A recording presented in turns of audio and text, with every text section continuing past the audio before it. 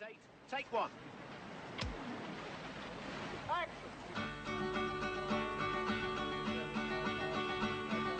There was a fine gent who come to Sark. His name was Mr. Pye. Oh, Mr. Pye, oh, Mr. Pye, oh, oh, Mr. Pye, oh, Mr. Pye, oh. He was a fine gent indeed, that you can't deny. Oh, Mr. Pye, oh, Mr. Pye, oh, oh, Mr. Pye, oh, Mr. Pye, oh. Now he was a fine gent indeed, and a fine one to be sure. Other than that, he was the strangest man I ever saw. Mr. Pye, oh, Mr. Pye, oh, oh, Mr. Pye, oh, Mr. Pye, oh. The island of Sark is 3 miles long and 1.5 miles wide. Oh, Mr. Pye, oh, Mr. Pye, oh, oh, Mr. Pye, oh, Mr. Pye, oh. The wind round here, it blows so strong, it rocks from side to side. Oh, Mr. Pye, oh, Mr. Pye, oh, oh, Mr. Pye, oh, Mr. Pye, oh. The wind round here can knock you down, the wind can blow that high, but never was there a wind that blew as fresh as Mr. Pye. Oh, Mr. Pye, oh, Mr. Pye, oh, oh, Mr. Pye, oh, Mr. Pye, oh. Oh, Mr. Pye, oh, Mr. Pye, oh, oh, Mr. Pye, oh, Mr. Pye, oh. Oh, Mr. Pye, oh, Mr. Pye, oh, oh, Mr. Pye, oh, Mr. Pye, oh. Oh, Mr. Pye, oh, Mr. Pye, oh, oh, Mr. Pye, oh, Mr. Pye, oh. Oh, Mr. Pye, oh, Mr. Pye, oh, oh, Mr. Pye, oh, Mr. Pye, oh. Oh, Mr. Pye, oh, Mr. Pye, oh. There's no more unlikely place for film fever to strike than on the tiny Channel Island of Sark. But in a place which has missed out on most of the excitement of the 20th century, horse-drawn carriages rattle around with a new purpose. Sark has made it into the movies. The making of the Mr. Pye television series couldn't have come at a better time. With no income tax, no industry and dwindling tourists, Sark was facing a cash crisis. A last relic of feudalism governed by the seigneur and the ancient court of chief pleas, it has resisted change over the passing centuries. The lifestyle seems idyllic, but as time rolls by in the outside world, it's proving ever more difficult to financially maintain.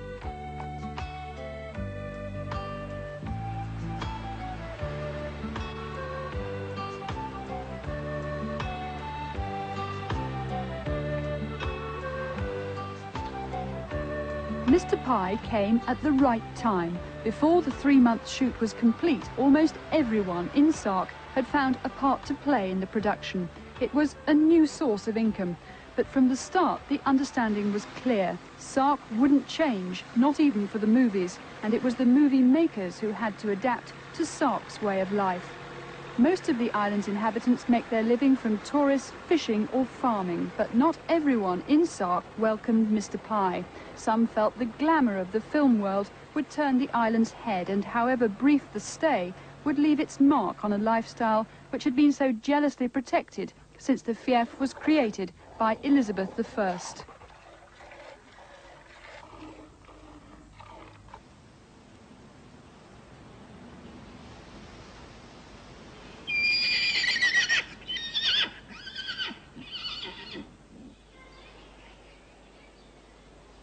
The most remarkable figure in a remarkable island is the seigneur. For almost 50 years, Sybil Hathaway, Dame of Sark, literally ruled the island from here, the seigneury. Since her death, the mantle of seigneur has been taken on by her grandson, Michael Beaumont.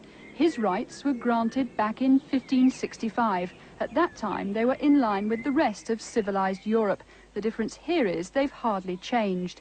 They include the sole right to keep pigeons and doves. He appoints the officers of the court, and he holds the land in perpetual lease from the crown. He has the right to all wrecks.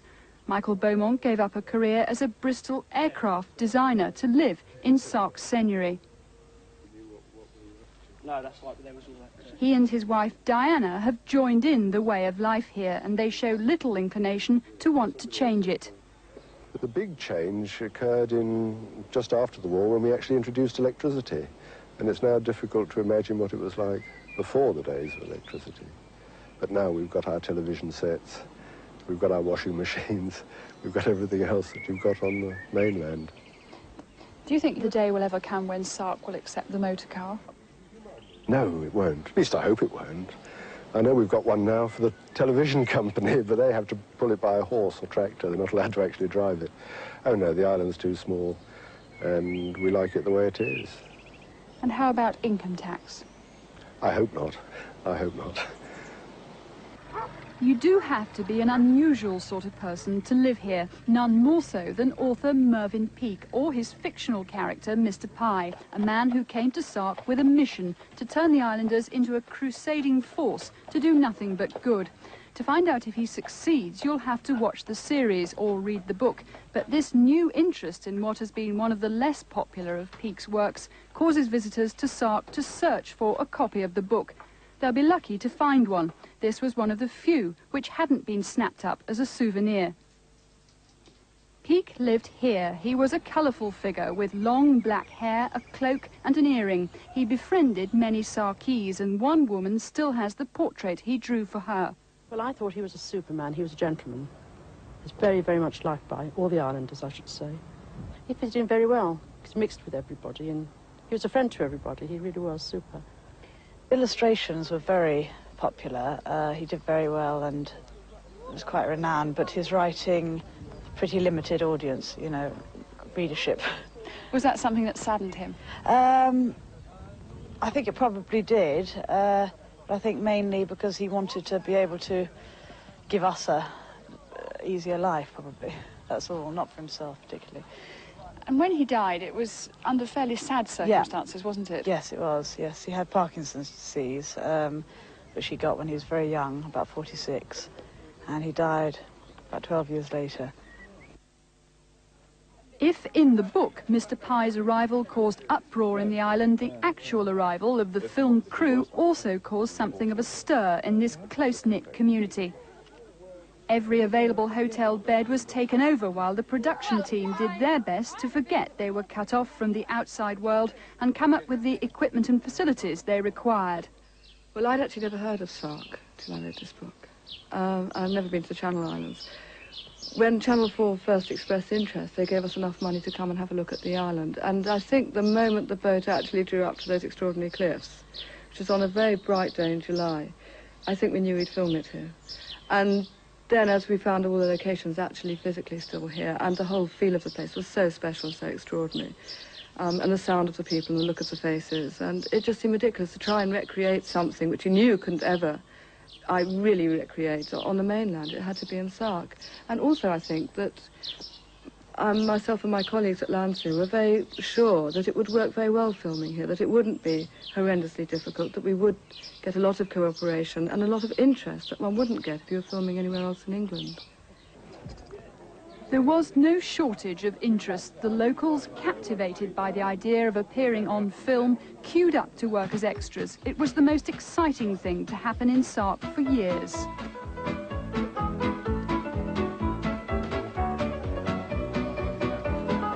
Kathy? Yes, Stuart. We got a problem with the megaphone.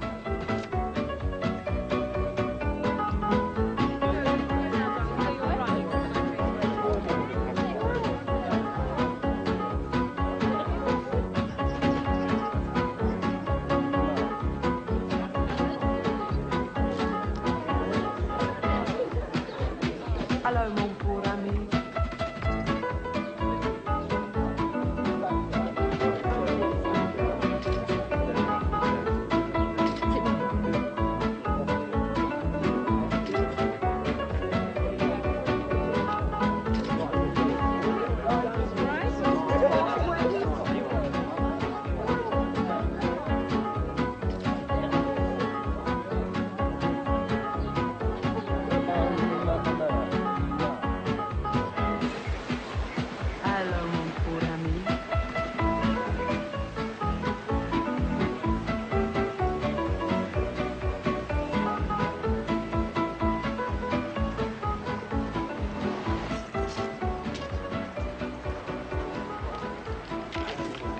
Hold it, please. But how would the islanders take to acting? In the words of Mervyn Peake, the massive barbecue picnic was a perfect affair. If it had any fault, it was that Mr. Pye's picnic set too high a standard. For the locals today, it was the chance to go to a party and be paid for it too. It seemed the enthusiasm of the Sarkees in their newly adopted role of film extras was boundless. The cameramen waited for the sun to set. This was the biggest scene of the whole drama, when Mr. Pye asked the islanders to share in his great scheme. It seemed almost everyone in Sark sat on the beach that night. Diana Beaumont, wife of the seigneur, had been working as an extra throughout the filming. Derek Jacobi and Judy Parfitt play Mr. Pye and Miss Dredger.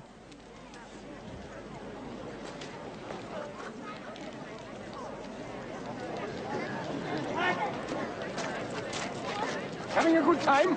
Good, splendid. I'm so glad. I'm so pleased you've all come. Welcome to the kingdom of our care. I say, Chief, I do hope Georgie is going to be all right. I'm getting the breeze up. What exactly is going to happen? Have no fear, sailor. The great pal is with her.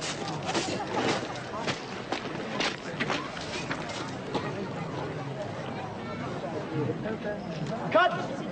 One more, please. First positions, please. 683, take 3. Director Michael Darlow by now had an intimate knowledge of Sark and the drawbacks of working there. It has certain great advantages, however.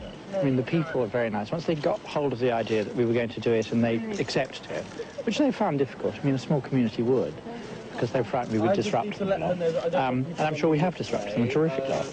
But they all seem, almost all of them anyway, to have joined in now, which does take the curse off some of the difficulties. I mean, it just takes a long time to do things. You can't hop into the car. You can't roll up the sort of caravan with the dressing rooms and the portable loo. You can't keep the artists dry. You get them onto the end of the island. And the rain, I mean, I've never known a climate like it. I mean, it changes in 10 minutes, and you look and you think, the weather's coming that way. And it isn't. Suddenly you realise it's coming the other way. I mean, last night we stood on this beach, which is the biggest scene in terms of forces, because there's a lot of people, and the tide goes up and down 25 feet, which means it covers almost everything. So you can't leave anything. And you have to get everything down 200 or 300 feet to it. There was blue sky all the way around, and looked up, and there's one vaguely grey bit, and it's throwing rain down. And we sort of waited for the moment when we had to get all 250 people who turned up to come and do it, all islanders, and cook a real meal, as they're doing here now, for the second day of it now. And finally we said, OK, out we go, we think it'll be all right now. And no sooner were they sat down and fed, which in itself is quite an operation, you know, trying to work out how long it takes to get the food in so that they're still eating, so that the one who got their food last, you know, the first one's finished. And down came the rain.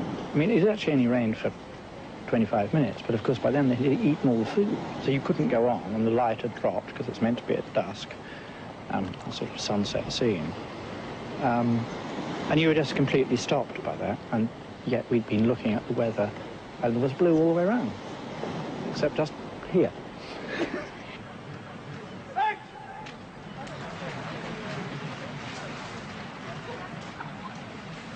The story of Mr. Pye can be interpreted on two levels, as nothing more than whimsy, or, as was intended, a serious depiction of the battle between good and evil. I'm not here to preach to you. I have nothing to sell. All I have is something to give. And giving is a different thing from selling, as right is from wrong. It's about the nature of good and evil, of over-enthusiasm. Mervyn Peake, who lived here, of course, and wrote it, was interestingly not only a rather extraordinary painter, and it is very visual, like all his books, but he was one of the first people who went into Belsen.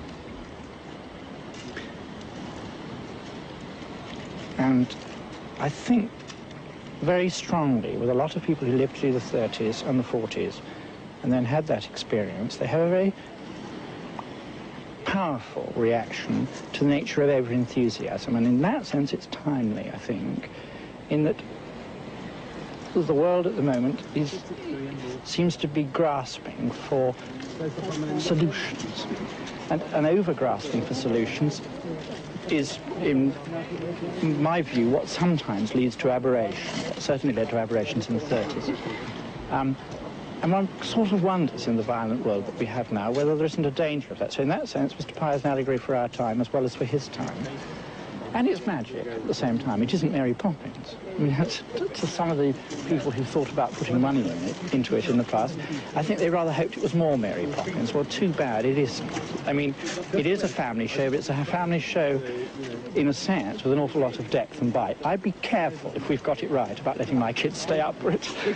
I think I would let them, but I think I'd rather like to be with them when they saw it so that they might understand it if they want to ask questions properly. So it could be a little bit disturbing. I think so. I mean, he's a man of enormous enthusiasm who intends to do enormous good. But so was Mussolini. So is the Ayatollah Khomeini. So many others of our pet hates. But in the end, his enthusiasm leads to a lack of caring. When he lets Miss George down over the cliff over there, suddenly standing on it, which doesn't really emerge until you've stood on it and looked at it. Here's this man with this childish enthusiasm, like a little boy, and you can see behind him, you know, it's a 300-foot drop straight into the sea, and there's this old lady who doesn't understand what's being done to her and then does, and he, because he thinks it's a good thing to do, doesn't actually care about her discomfort. He cares in the sense of saying you'll be all right. He doesn't actually care in the way that a human being should care.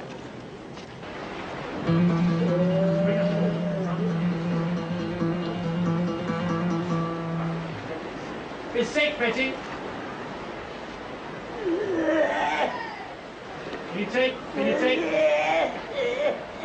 Can you drink the stuff into your mouth? Okay, and I'll give you a separate cue.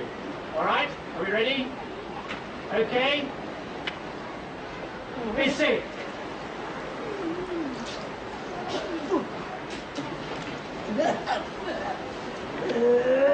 Right, bang her down some more, please.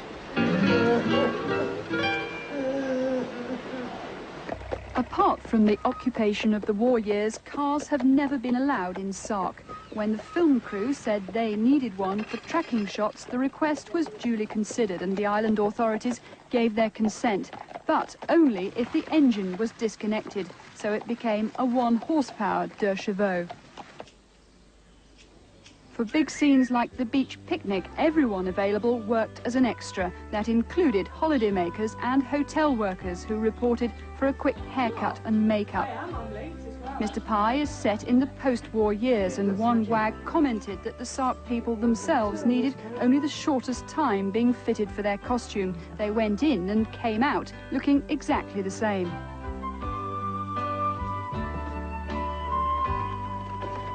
The crew had to get used to the laborious process of transporting gear by tractor and of getting to the locations on a bike.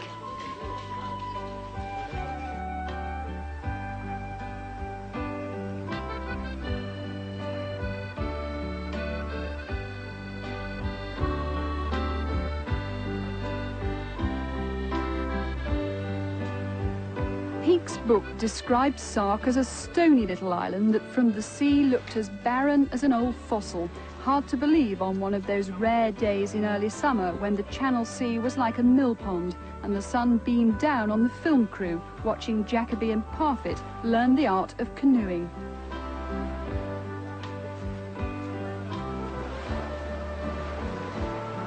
Like everyone else involved in the production, Derek Jacobi and Judy Parfitt made Sark their home for 12 weeks. They were adopted as part of the island's family. I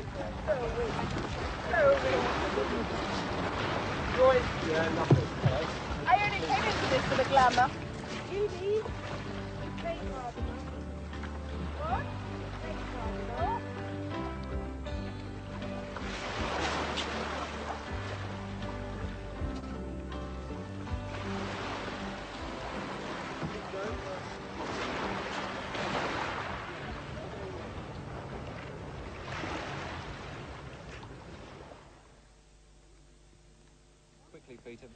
One of the most dramatic and difficult scenes was the chase when the islanders were in hot pursuit of Mr. Pye.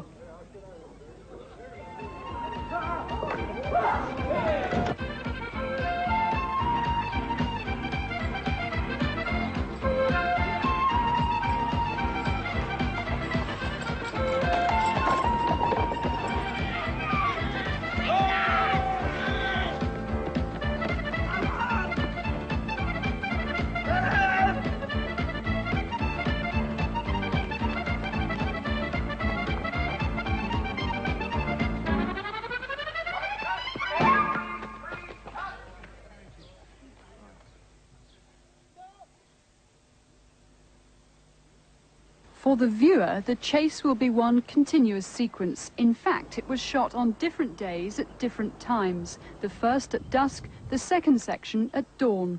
100 extras woke up in the small hours to be costumed, made up and on site at 4 a.m. Weeks of preparation had gone into this, the most dangerous scene of the production. A horse and carriage travelling at speed across La Coupe, a narrow causeway little more than a knife edge, 260 feet above the rocks and sea below. Carriages don't normally travel across La Coupe because it's too dangerous. But today the stuntman was to take the steep slope at a canter. He'd spent weeks training one of Sark's carriage horses for the job. We might have, I mean, maybe such a sweat to harness them, it's better to have... For Michael Darlow, the right timing was essential. The horse and carriage, pursued by the crowd, had to appear just as the sun was rising.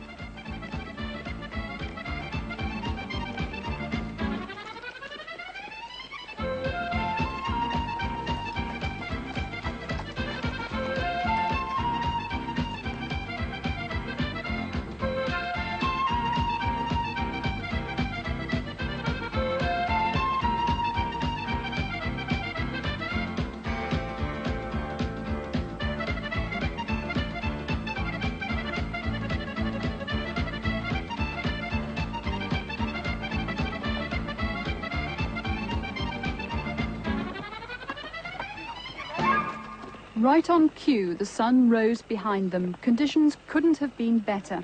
This is the point in Peake's story where Mr. Pye takes his leave of the island. Having done his good deeds, he literally flies away. Now he's starting to get control of your cliff. And he's coming through the middle now, and he'll start to fly across. Here we go, a little bit quicker through the middle. And then he starts to come over them and down. That's it. And can you go away from them just a little bit? Stop there, yes, is that right? Yeah, pinch to the right. The crowd watched him go, soaring out to sea.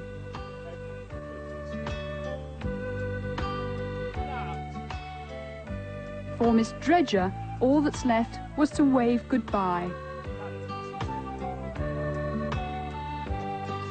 Any visitor to the island during those months couldn't have missed what was going on. Though it wasn't what they expected, sightings of Derek Jacobi probably added to their holiday. But what did he think of living in Sark? It's such a beautiful island. It's an actor's perk, actually, to be working in such a marvellous place. So there's nothing to come to terms with. You just accept that you've landed quite a good part, quite a good job, in a beautiful place, and they're paying you for it. And you just lie back and enjoy it, if you can. And most of us are enjoying it. I think all of us are enjoying it. Do you realise the effect you're having on Sark? Well, a lot of the people, you know, the local people are joining in, throwing themselves into it, and they're being absolutely wonderful. I mean, you know, in a sense better than real paid, highly paid film extras, because for them it's still a bit of a joke, still a bit of a lark, you know. The larkiness and the jokiness wear off, because it's bloody hard work too, and it's a lot of standing around for them all day. But they've been absolutely marvellous, and they've been very friendly to us all. They haven't yet thrown us off. Mind you, we've still got 7 weeks to go. When the time finally came for the islanders to say bye-bye to Mr. Pye, it was a sad occasion. It had provided them with something different to talk about and something new to do. But overnight, the Sark people drifted back into their comfortable routine.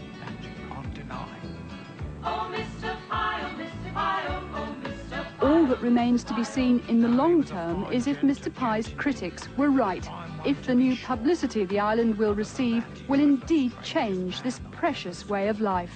The island of Sark is 3 miles long and 1.5 miles wide. Oh, Mr. Pye, oh, Mr. Pye, oh, Mr. Pye, oh, Mr. Pye, oh. The wind round here, it blows so strong, it rocks from side to side. Oh, Mr. Pye, oh, Mr. Pye, oh, Mr. Pye, oh, Mr. Pye, oh. The wind round here can knock you down, the wind can blow that high, but never was there a wind that blew as fresh as Mr. Pye.